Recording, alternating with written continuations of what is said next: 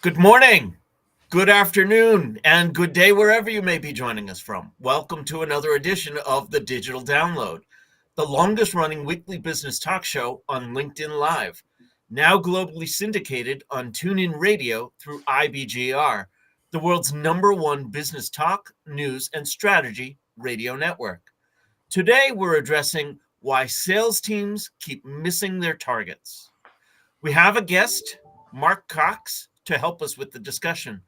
Founder of In the Funnel Sales Coaching and author of Learn to Love Selling, Mark has dedicated years to helping B2B sales teams achieve double-digit growth through structured, repeatable strategies that deliver results quarter over quarter. But before bringing Mark on, let's go around the set and introduce everyone. And while we're doing that, why don't you in the audience reach out to a friend, ping them, and have them join us? We strive to make the digital download an interactive experience, and audience participation is highly encouraged. Right. With that, Tim, would you kick us off, please? Welcome, everybody.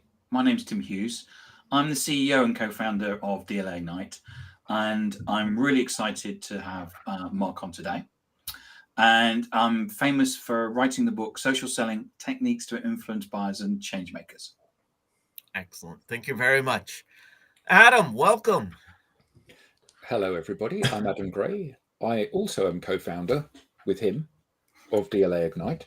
And I'm really excited to watch some more of Tracy's dancing that she was doing just a moment ago, because that was fantastic. A great way to start the show. So it's great for radio, too. Telling people to bring their friends, come to the show. But we can call it dancing.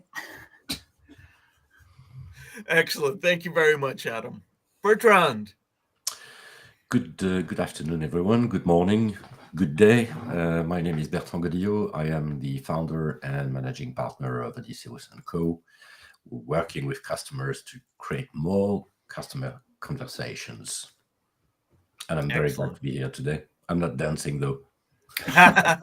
He's not that glad to be here today. Thank you very much, Bertrand. Tracy. And good morning, all, because it is morning where I am. I am Tracy Borison, your friendly and neighborhood authentic marketer with TLB Coaching and Events, a proud partner of DLA Ignite. And I'm excited because I get to be here 2 weeks in a row, which doesn't happen that often. So that's why I'm dancing. I'll do all the dancing today. We're excited to have you here, too. Thank you very much. And myself, I am Rob Durant. I am the founder of Flywheel Results. We help startups scale. And I, too, am a proud DLA Ignite partner. As I said, this week on the Digital Download, we'll speak with Mark Cox. Mark's experience with hundreds of companies and thousands of sales professionals offers practical insights for any business leader or sales manager looking to build a resilient, high-performance team. Let's bring him on. Mark, good morning and welcome. Oh, thank you for that. That's a warm welcome. Thanks, everybody. It's just great to be here. nice to see you, Mark. Nice to see you, Adam. Love the guitars behind you. Yeah, so at least I won't be playing them, which is a win, isn't it? Mark, let's start by having you tell us a little bit more about you, your background, and what led you to where you are today. Yeah, interesting question, Robin. Thanks. So most of my career was spent running large sales organizations in either outsourcing or technology companies. And I did that for about 15 years. And about 10 years ago, we intentionally founded this company, In the Funnel Sales Training. And what we thought there was a huge opportunity to elevate the profession of sales to the profession it really is. And we do that by training sales leaders, salespeople, and BDRs and SDRs, people who do prospecting. And our belief is that by making these professionals better at what they do, we actually improve the lives of professional salespeople. So we've been doing that training for 10 years now. We actually have training that impacts behavior. And we love this subject matter because we know that professional sales is the most important business discipline there is. Excellent. So, Mark, let's start with a foundational question. In your opinion, why do sales teams keep missing their targets? Well, it's a bit of a loaded question, right, Rob? Okay. And I'm sure it's very good to get attendees here, which is awesome. But one of the things I'd first start with is when we start to think about the targets that salespeople get, we have to remember that just by nature, there's no expectation that any sales team ever hits 100%.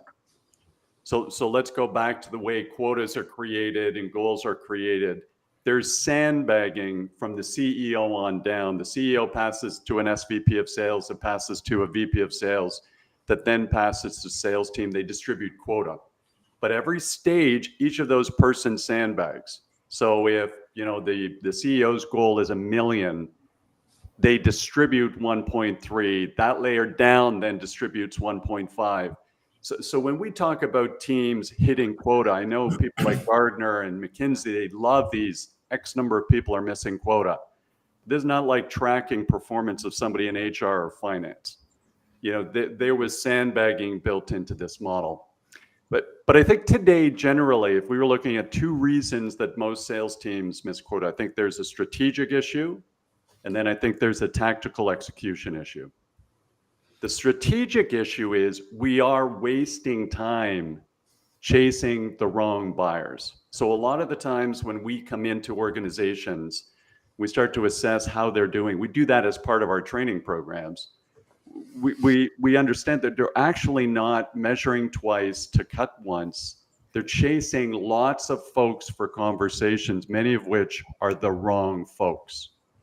So this idea of spending a little more time on the strategic end to say, listen, do I understand who the economic buyer is or a key buyer is? Do I have the right person? Do I have the right information? Spending a little more time, oftentimes the sales enablement gang or the marketing gang, Tracy, helping us with that. So am I chasing the right person? The second challenge we have generally, across the board, if we had to pick one thing, is there is still a prevalence of pitching instead of helping. So if we're new to professional sales, particularly, we get on a call, we can't help it, right? Our fear centers in the amygdala are super huge. So I'm nervous, I'm a little scared. I'm going to default to pitching instead of having a calm confidence and triggering a conversation, which is all I really want to do, because selling's about helping. It's not about pitching. So I think those are the 2 things that people listening today were to think about for their organization, whether you're a mid-sized organization or a large enterprise. Both those issues are highly prevalent today. I knew we were going to get along, Mark. So many of those things that we could talk for hours just based on that. But I want to pick up on that sandbagging. Isn't that setting up your team for an attitude of failure? Yes. And is that detrimental? Is it detrimental? Absolutely. Who feels good when they think they're losing the hockey game or the football game? So who feels good when that's happening? But again, you have to realize where this came from, particularly over the last 8 to 10 years. Venture cap, we were talking about SaaS companies before we joined this morning. Venture capital throw tons of money into mid-sized organizations that are looking to scale out of the messy middle into a large enterprise. They want to see that money spent on sales and marketing. Okay, so they want to see it in there. And so they're giving huge goals. They want to triple revenue. They're looking for exits. They don't really care about the impact on the 30 new BDRs they just hired, right? I won't name it here, but even a very large top 10 enterprise software organization today does group interviews for BDRs and SDRs. They hire 30. They're going to have 13 left after 3 weeks. They don't care. So what we really care about is the psychological impact on the self-esteem of that BDR who just got hired out of college or university. Can't wait to tell their friends and family, I got hired by a top 10 technology company, and 4 weeks later, they have no job. So I think we're getting very lazy about training salespeople, about hiring the right salespeople. We bring, huge BDR and SDR farms into organizations, set crazy goals. And if the vast majority of the sales team doesn't meet it, but 3 or 4 can carry us to quota, the VP of sales or sales leader feels like they won. And by the way, I have a lot of love for that VP of sales or sales leader because they're only lasting 18 months in the jobs they're in right now. So the whole model's kind of broken. I think we're set up for this nice common sense revolution in professional sales. But I'd much rather have realistic goals that we can beat because everybody on the team feels 2 inches taller and I feel like I've got a wonderful head of hair. And it's far easier to recruit people into an organization, the kind of people we want, when we give them attainable goals and people beat their goals and they surpass their target incomes instead of being 2/3 of what their target income is. So we absolutely concur with everything you've said, but isn't the argument from the enterprise level organization that's hiring bunches of salespeople, they're a commodity, they are a crop to be harvested. So I'm going to hire 30, I'm going to get a 50% wastage within the month. But actually, I don't care because what I'm looking for is those 1 or 2 people that have a natural ability to outperform the rest. And whilst, if you're a big enterprise level organization, you can afford to pay people very well. And they know that if they're being paid 20% above the industry average, then they're going to be getting a rough time and someone is going to be riding them quite hard. So that's kind of potentially their expectation. And this is very much a sink or swim. I'm looking for people that absolutely have got a natural talent for this, and everyone else, they can be hired by my competitors. I don't care. Yeah. And so if that's the norm, and we've got a constant stream of quality people in college, how do we change this dynamic?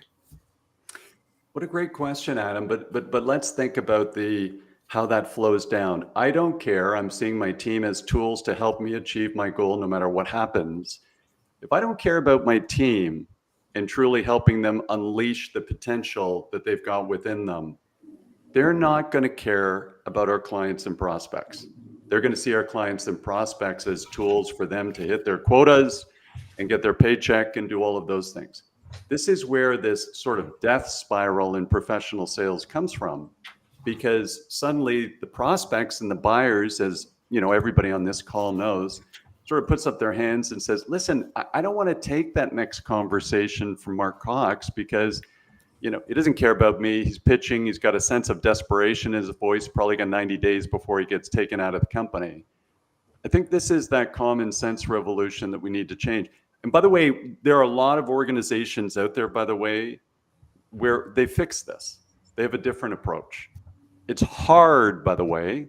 It's hard to take a step back from that command and control management and go to this management that says, actually, I care about Tracy and I'm trying to unleash her true potential. So I'm going to give her leeway. I'm going to intentionally try and train and coach her. I'm going to try and help her develop. I want to make her the hero of the story. And, all of you are entrepreneurs and you've got amazing success stories, far more interesting than mine. It's highly likely you had a couple of those leaders along your journey to get you where you are today. And you still remember them and they're still meaningful to you. And when you come across them in a social setting, you really do have a little bit of love for these people. We need more of that, right? Everybody's desperate from the top down and everybody's unhappy. The clients and prospects are feeling it and everything has to be about them. And if they feel like the person they're talking to is desperate and they want to pitch and they're panicking and they don't enjoy the experience, which is how we got here to a certain extent. Again, there's a lot of great stuff happening in professional sales right now, but I think we have to treat it a little bit more like a profession. We have some great comments coming from the audience, so we want to bring some of those on screen. Thank you all and keep them coming. First, we have from Tyler Moylan, bringing humanity to capitalism. Respect your saying it. He goes on to say, when we treat making profit only as a mathematical equation, we gain profit, but at the cost of humanity. Amen. Peter Else says it's all about building capacity. Otherwise, it's just pushing rocks uphill. And from Akar Hayden Duplessis, I do my best. I apologize if I butchered your name. How do we keep improving our sales initiatives? So, Mark, I turn to you with that question. How do we change this? Well, a couple of ways. First of all, I'd start top down. I'd just say let's create reasonable goals and objectives for the organization. So when it comes down from, and by the way, that takes a lot of courage around the executive table, right? So that's where you've got a sales leader stands up and says, listen, we've grown this company at 13%, CAGR for the last 3 years. Now we've got some money put in. We're not going to bump this thing up to 75% CAGR. So I'd rather have that courageous conversation there than have to have 5 courageous conversations with BDRs and salespeople I hired that I have to let go 9 months later. So that's where we start. Let's start with realistic expectations. And then we have to have this point of view that says, if I have a mature model where we know how to do this, okay, let's do the math and replicate it. But if I'm in a mid-sized organization where we haven't grown and we still don't have perfect product market fit, I think we have to have the second courageous conversation that says it takes 6 to 18 months for somebody to ramp up in an enterprise sale. Are we going to give them that time? Or are we going to just keep churning? Tim's laughing because he and I have been with large enterprise software companies where the legal teams, have a graveyard of desk plates, in their office, and they're joking about how many people have come in and gone. So I think you have to have this sort of reasonable assessment. Okay, this is what it takes to ramp up. And gang, I will drink our own champagne. As part of our training initiatives, particularly with mid-sized companies, we have these conversations with CEOs because we get in, we do a little due diligence and consulting with them to make sure the training's going to resonate for their team. And that's where we'll have, as a third party coming in, we have a little more chutzpah to tell the truth because we're not worried about a job. So we can let somebody know that if you don't have a history of 100% growth, it's not going to trigger overnight.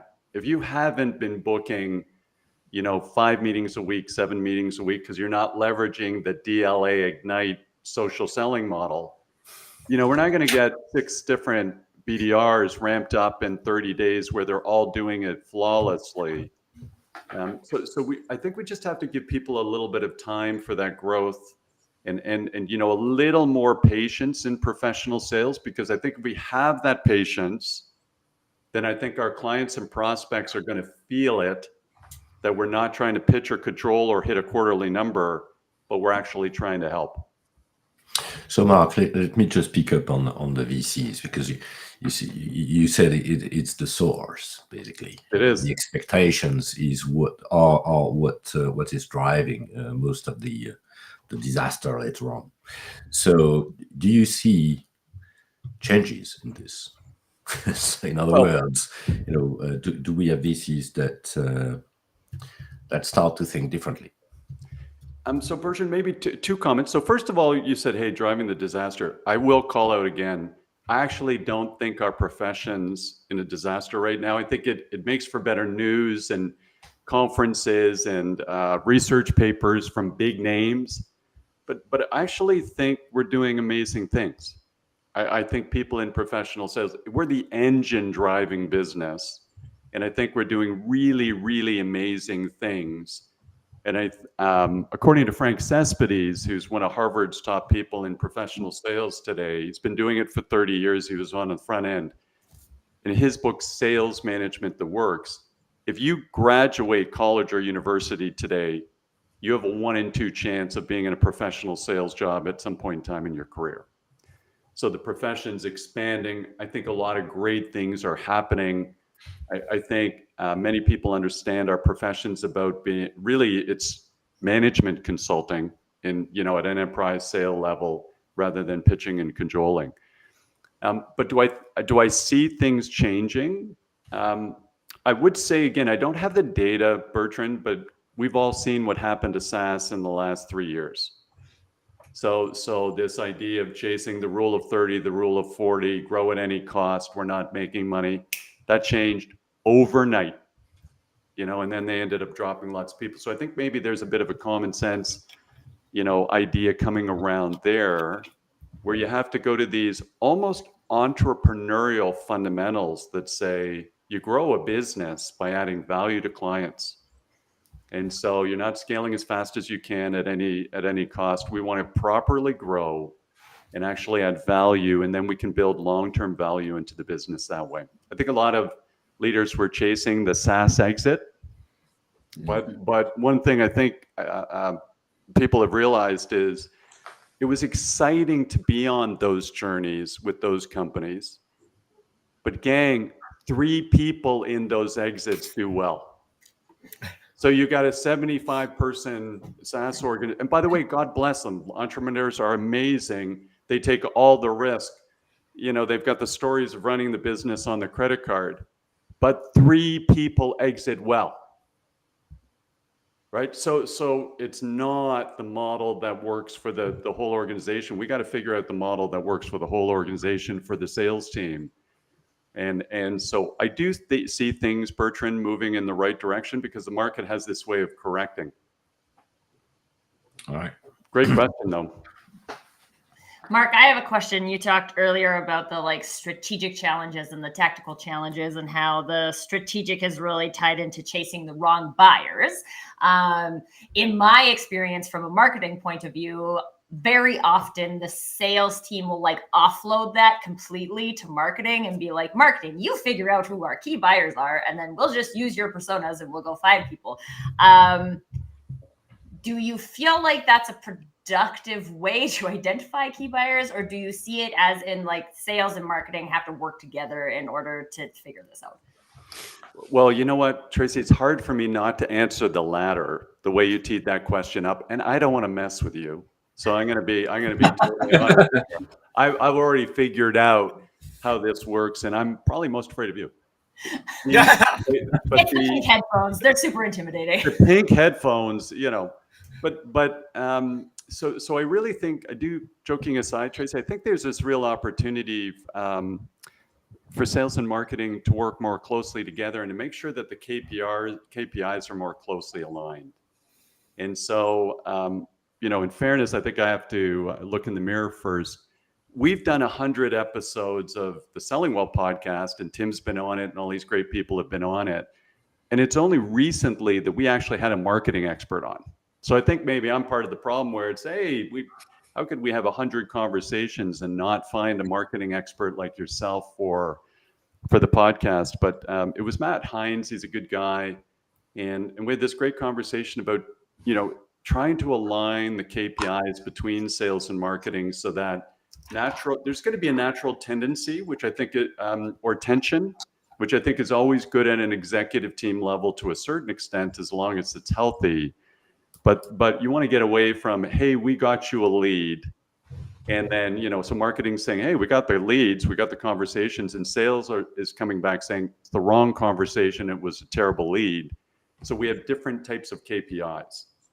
And I think there's always that opportunity for sales and marketing to be more closely aligned. And one of the things we just coach on is a little bit of empathy. So for both organizations. So in large organizations we work with, we don't understand why marketing isn't in the sales meetings, or why sales isn't in or having representation in the marketing meetings. They shouldn't be silos, because we're all trying to do the same thing, which is help more clients and prospects. Yeah, and this is the thing I always think is we're trying to help the same people, right? Right. And I'm over here, and then be like, my job is just to get many leads, so that I get many leads, and then I blame sales because sales doesn't close the leads. That's a sales problem. It's not a marketing problem. Right. My job is to get many leads. But then sales very commonly is well, marketing's giving us, these aren't real leads, right? They're just people. And then you're well, I don't know if this is are they pitching them and not helping them, so that's actually the wrong person? Or how wrong can it be? I've created my marketing persona, right? And so I feel like that very minimally there needs to be like an active feedback loop between sales and marketing to understand not just like your leads are terrible. Okay, well that doesn't help me, right? So like what is terrible about them? Yes. Be more helpful for you. And it's really interesting because I started just working with a new client recently, and they also have a fractional sales leader. And I sat in on the sales meeting when he was onboarded, and there's just, I mean, I think everybody kind of gets at the end of the day that sales and marketing have to work together, but they also don't really expect it to work. Like, oh yeah, marketing's usually doing that over there, but that doesn't usually have any kind of impact to sales. And I'm like, wait, and we let that happen? Like that sounds like something we're letting happen. That's the norm, isn't it? You know, the companies that I talk to, we don't have to. Yeah, the companies that I talk to, the vast majority of them don't have this single view of the customer and single view of what their objective is. They live in their silos. You know, it's my job running the company to ensure that I measure each person to ensure that they are providing value to the organization. So I'm going to measure you on leads, Tracy, because that's nice and easy. I'm going to measure you on closed business.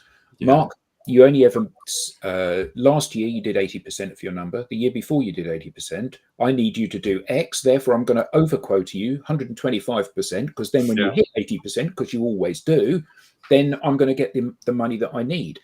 And unfortunately, this is very simplistic a view of things. You know, it's like, what's your contribution to the world? Well, I'm rich. Okay, well, it's easily measured, but actually it's not the measure that we should be employing for people. And I think that the challenge is that when organizations are so often living on this knife edge, you know, it's an incredibly competitive world. The investors are demanding their pound of flesh. You know, we're asked to do more with less. We have to run the company leaner. We have to grow the company. You said 3 times increase in sales. I mean, that's a fairy tale for almost every organization that there's ever been. You know, tripling your revenue this year.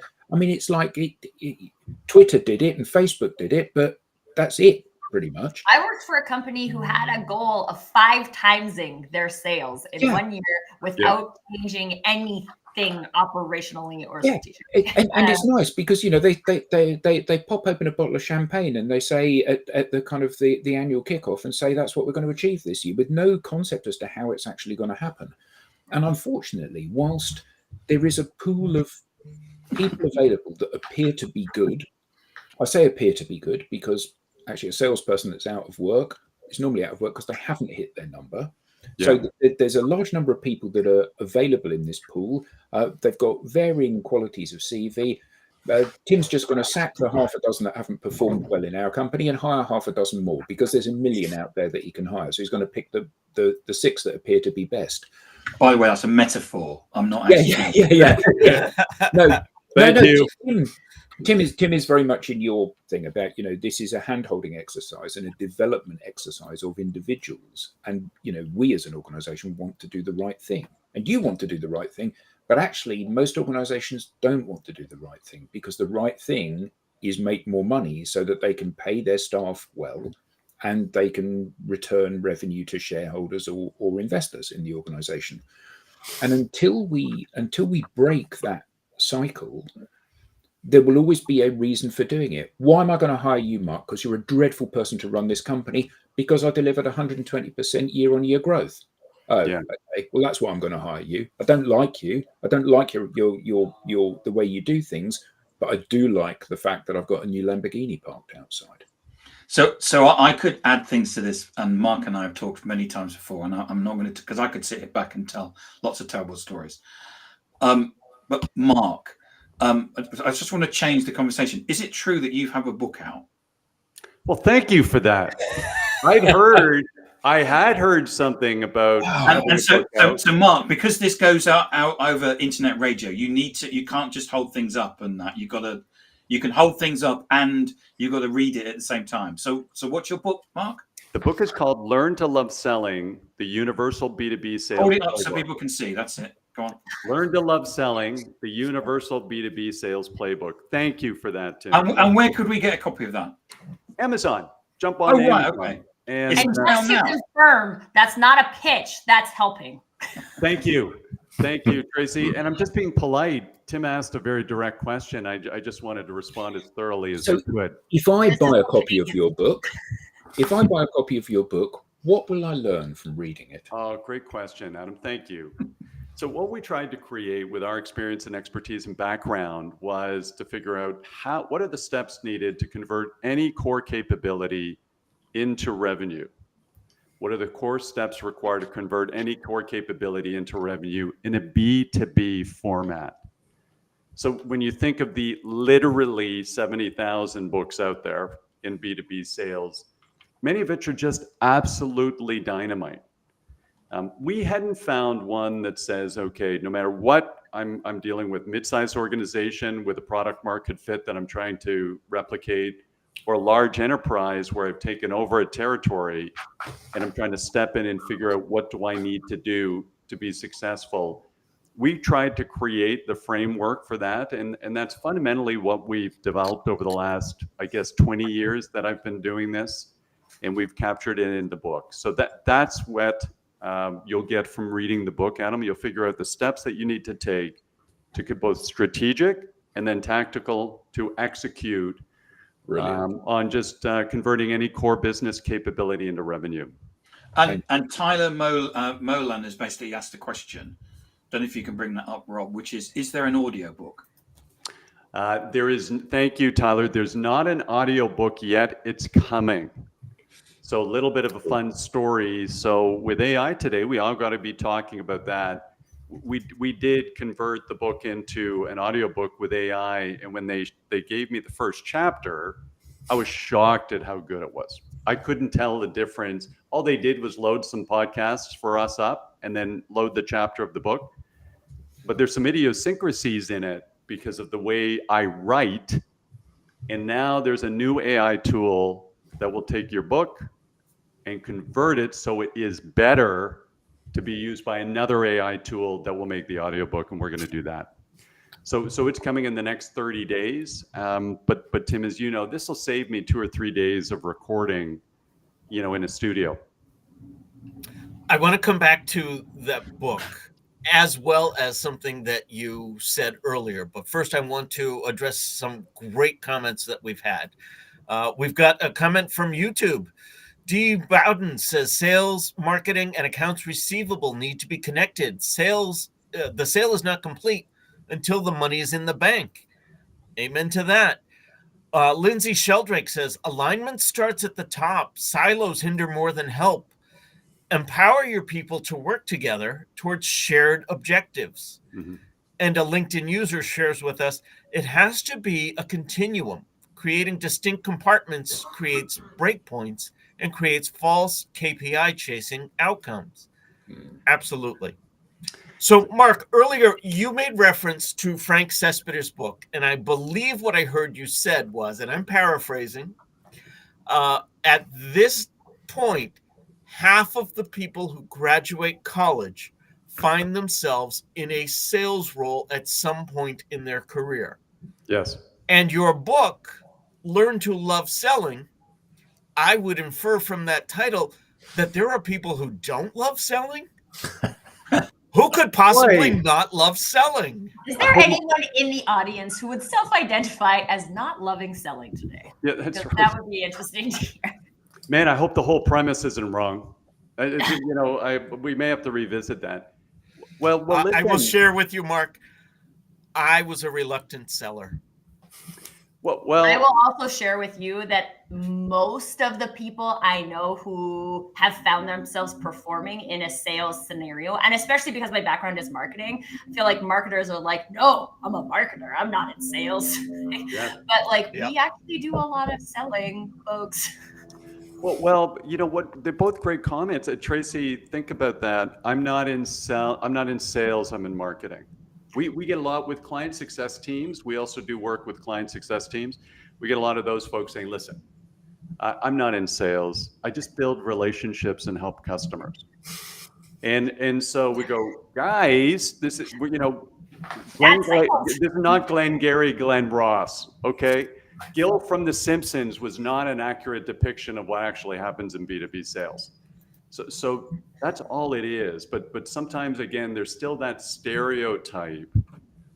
And what I should mention is Frank's book didn't mention anything about people leaving college and university and wanting to end up in sales. They said they're going to end up in sales, that 1 and 2 will end up in sales in a professional sales job. The analogy I make, team, and we've all been there, right?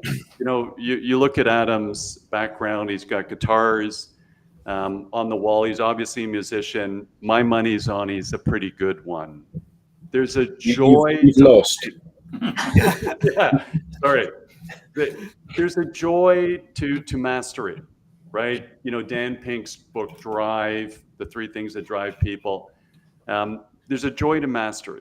So when you actually know what you're doing and you don't feel you're out of control, and I'm picking up the call and I have no control over what happens in this conversation, if I actually have a game plan and I know what I'm doing, and I actually have the right intent, which is to help someone and make a deposit before I ask for a withdrawal, I'll actually like it more. And that positivity and that energy, because I've got good intent, comes across. Same thing in any sport you take up as an adult. It's not a lot of fun at the beginning where you're terrible. Tracy and I think everybody on this Zoom call should learn to play hockey, because why wouldn't you? How can you live a life without being on skates or try and catch a puck going 70 miles an hour? I don't understand why anybody wouldn't want to do that. And Mark is the goalie. I am the goalie. He's the ice hockey goalie. Yes, And right. also, That I explains don't play so ice much. hockey, so we should probably just clarify that. So he's got a puck flying at him at 70 miles an hour. And if, Yes, but it's the metric system there, so it's completely different. Very hard. That's and then it hits you. So and usually in places you don't want to get hit, but it's more fun, and I haven't attained that in hockey, believe me, but it's more fun if you've got some sort of sense of mastery or some sort of some sense of control. And that's where the learn to love it is. We've just come across, whether it's mid-sized organizations and all of these people, Tracy, who default to what you just said, hey, I'm in marketing, I'm not in sales. It's like, oh my gosh, that's a nightmare. So I do think, first of all, I'm a lifelong learner. I still learn continually. We had the pleasure of bringing DLA Ignite into one of our 2 clients, and I had Adam and Tim just do an amazing job, and I was learning the whole time. And frankly, when you're curious and you learn things, you get a dopamine hit. So we like learning, but sometimes we have to trigger that again, that growth orientation. Sometimes we have it in one stage of our life, like we're really watching lots of YouTube videos to learn how to cook or to do woodworking or to do carpentry, but we think professionally whatever skills we have are fixed. So I think we can all get a little more control, and everybody listening to this, start reading, listen to great podcasts like this one. And there's so much good material out there. And the only caution I have is, look at the source for these things. I reference Frank Cespedes from Harvard because he's written 9 books. One of them's called Aligning Strategy in Sales, one of the best books I've ever read, period. And so just make sure that you're not catching a quick internet platitude that said, hey, I was successful because I shouted at a customer and they responded. Like, it's literally that insane, some of the things you pick up. So you have to look at the source. It doesn't have to be us. But I do believe that if you learn how to do this, it just becomes a joy, because I think smart people are intellectually curious and they want to learn about clients and prospects, and they actually love that conversation. I also think that you said about mastery, and you said about music and then sport and other stuff. And I think that one of the things that's often overlooked is practice as part of the mastery thing. Because, it doesn't matter whether or not you're practicing your sales pitch, or you're practicing your script, or you're practicing the technique of writing a blog post, or you're practicing the presentation. My guitar teacher said, You need to practice every part of the performance, even the performance. Mm. And it's so crucial that when I'm facing off against you in a helpful way rather than a combative way, but when I'm facing off against you, I'm confident enough that no matter which way the conversation goes, I can cope with that. And I think that I know that you guys do a lot of kind of like role playing and getting people to repeat things and rehearse and refine. So explore that a little bit. What would your advice be to somebody that is just starting on their journey to be interacting with people, and how should they practice? Yeah, great. So first, I love that, Adam. First of all, let's think about what we have to practice.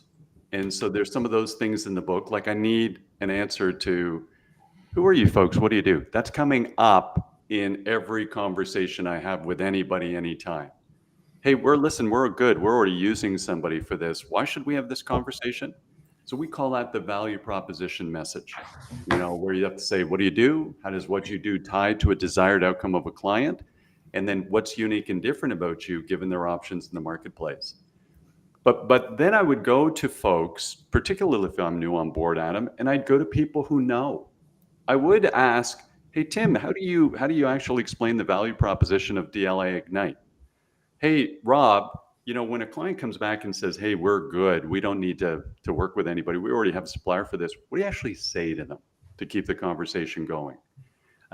Hey, Tracy, what are the 3 really important things that our solution does for a client? What do we do for them and for their business? So I think I love role playing, Adam. Professionally, sitting down and just trying it with a peer, because I'd like to have that conversation with a peer first or somebody else new before I get, on a call with a live prospect and panic. And then, I think after you do it a little bit, you start to realize you get better when you plan and prepare, and then, as you say, rehearse. So I'm either going to learn on live calls where I'm wasting my time and the time of the prospect, or I'm going to leverage video, my cell phone. I'm going to practice and rehearse. Even today, folks, I still do demand generation for in the funnel. So at some point in time for our large scale training of big corporations, they still want to talk to me. So at some point, I'm going to think about it, sit down and think about, okay, what's my desired outcome from this conversation? By the way, I know no matter who I'm talking to, they're only going to remember 3 to 5 things. What core message do I want to leave them with? How do I structure that conversation? What are they likely to push back on? What are some concerns they might have? And I don't think objections are a bad thing. I think people think through things by saying, addressing some of their fears. So, and then also, what do I think I want to close for next? What am I hoping will happen? So just a little bit of preparation and rehearsal. And Adam, as a musician, you know this. If I go 2 weeks without playing drums and then go to band practice, it's not good.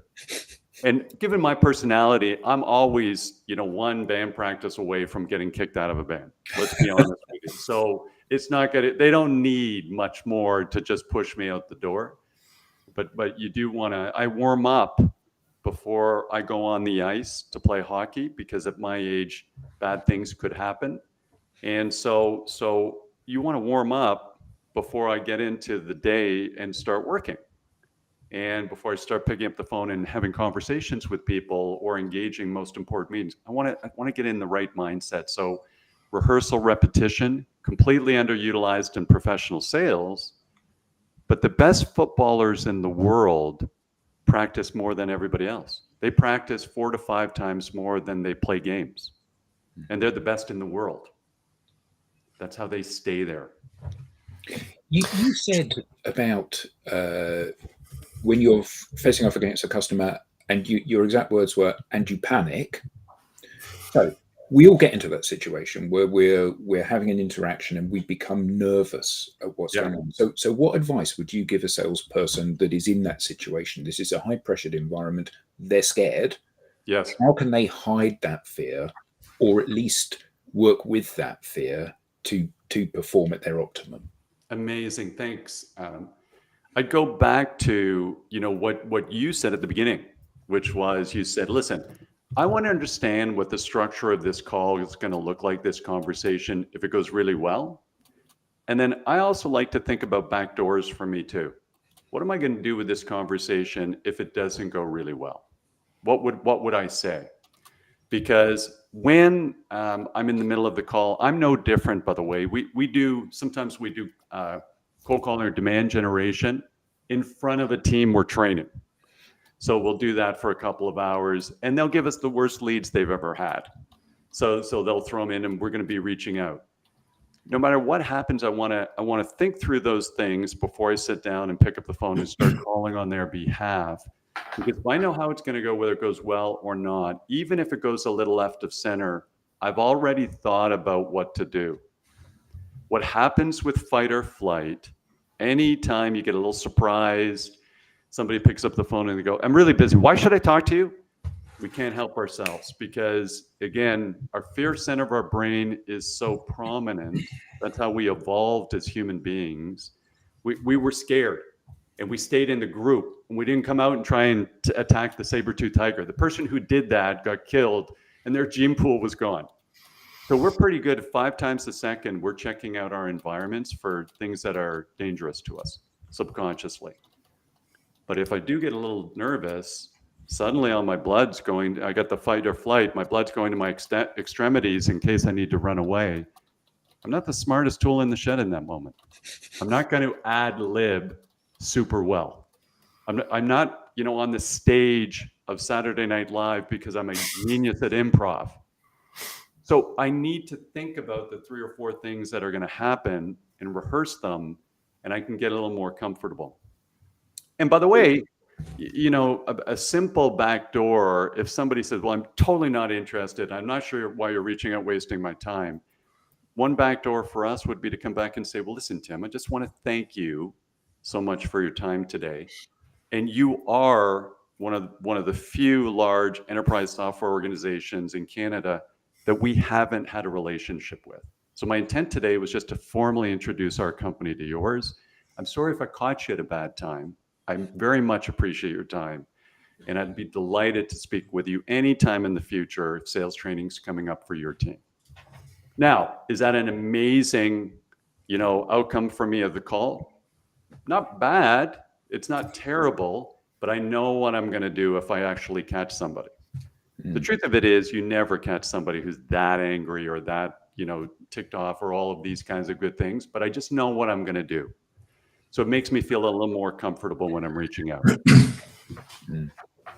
So, Mark, what assuming we get, because I suspect that's the case, that you get faced with a sales team who have missed their target. Yes. Can you share with us some of the, maybe 1 or 2 examples of strategies that you use to re-motivate, re-engage the team? Is that down to the leader, or are there specific strategies that you can use? Yeah.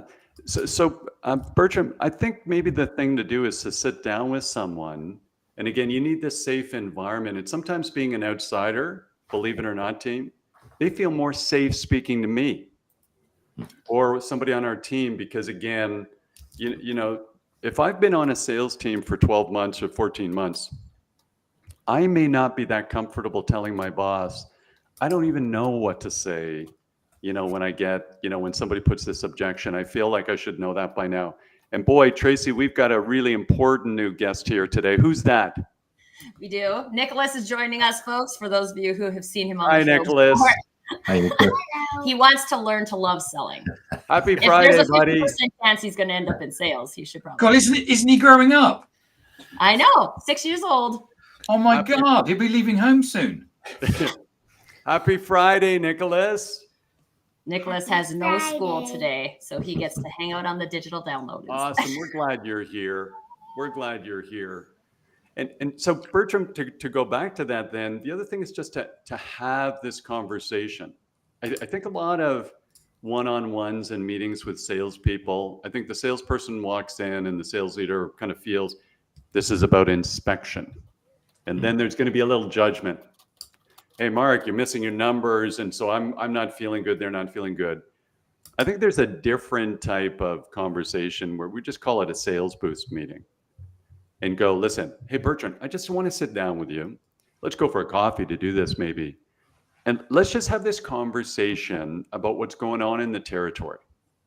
And as a leader, I'm trying to diagnose, are they doing the wrong things or not doing the right things? Or are they doing them the wrong way? So what's going on? But I want to move away from, hey, I'm going to make that judgment based on what I saw in Salesforce. You know, certain of you are old enough to see what happened with the advent of these technologies that came on board in kind of 2011, 2012. What it did, it took sales leaders out of the field and move them back in their office so they could start counting everything. And now, man, I'm a genius. I'm just going to count. And then we started making like accountant sales leaders because they're so good at counting. So I'd really just want to have that conversation. And the basis for that conversation for me is always, I do want to know what's driving Rob. So I don't know if Rob cares what I know until he actually feels like until he knows that I care about him. So why is it Rob does this job? You know, how many Nicholases does Rob have? Okay. What does Rob want to do with his career? 5. Wow, Rob. Heavens to Betsy. Thanks for making the call today. I can't believe you got here. So really, I think it's, you know, from that leadership level, if it's not working, we have to have a reasonable conversation where the salesperson doesn't feel it's all judgment. And at some point in time, we roll up the sleeves and say, listen, my job here is to try and make you successful or help you be successful. They have to believe I want to do that. And then we can have this open conversation where they say, well, listen, Mark, I really don't. I'm really getting stuck after the first conversation. Every conversation I have, you know, with the head of a wealth management organization, they absolutely have no interest in the CRM technology that we're selling. I don't know how to trigger, you know, interest. And they say, okay, great, let's talk about that. So are they doing the right things, or are they doing them the right way? And then ask them what they think is going on. But you need to understand what they're trying to get out of the role. We assume everybody wants to make more money. We assume everybody wants to move into management. Those are false assumptions. Okay. Mark, you're telling the sales leaders to care about something different. Right now, what they care about is their quota, their number, and so on. I'm reminded of the line from Into the Woods, where Prince Charming says, I was bred to be charming, not sincere. How about that? That's fantastic, by the way. Yeah, you know, Stephen M.R. Covey, Stephen Covey's son, took the Covey Institute, merged it with Franklin Planners. I think may have this wrong. I think he got a 65x return for shareholders when he did that. He took over his dad's company and blew it up. But he's written a great book called Trust and Inspire. And really the core theme is, hey, as a leader, our job is to unleash the potential of everybody on the team. It's not to use them as tools for us to get our goals and objectives. And one of the things to think about if you're in sales leadership today is, why are you there? You know, is it because you thought that was the next logical step up the chain, or do you actually enjoy seeing a team get better? There's a big difference between a good football player and a great coach. Those are not always the same. We've seen nothing but examples where the best football player could not go into coaching, but tried anyway. Right. So I think we need to just think about at a leadership level. I think that's kind of the X factor of B2B sales these days, is just making sure we have the right leadership. Rob, before you close, could you just bring up Dee's question? There's a question to you, Mark. Can you remind people what the title of your book is? Oh, thank you so much for that question, Dee. The title of the book is Learn to Love Selling, the Universal B2B Sales Playbook. Learn to Love Selling, the University. It's available on Amazon. And Dee, thank you very much for giving me the opportunity to plug the book. I appreciate it, sir. Mark, this has been great. Where can people learn more? How can they get in touch with you? Thank you so much for that question, Rob. So the easiest thing to do is connect with me on LinkedIn.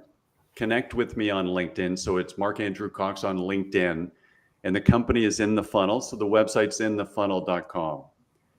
Team, I'm going to proactively bring up that if you have not read Social Selling by Tim Hughes, you should read it today.